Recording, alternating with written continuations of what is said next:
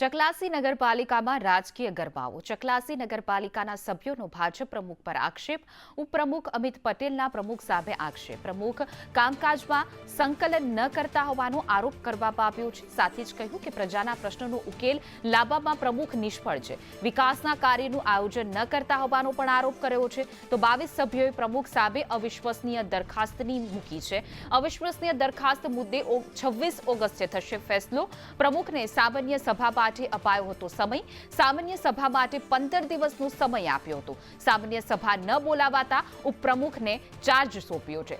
સૌની નજર કે 26 તારીખના રહેશે, કારણ કે તમામ નિર્ણય લેવામાં આવશે.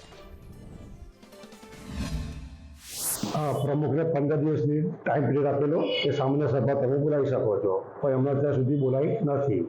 એટલે 14/8 એ ચાર્જ મારા પાસે આવ્યો અને 14/8ની એજન્ડા કાઢી અને મારી નોટિસ બજાવી કે સામાન્ય સભા મારે બોલાવી છે. અને સામાન્ય સભા 26/8 અમે 12 વાગે બોલાવી છે. અવિશ્વાસની દરખાસ્ત કે જે કોઈ સાથે સંકલન નથી, કોઈ કામનું આયોજન નથી.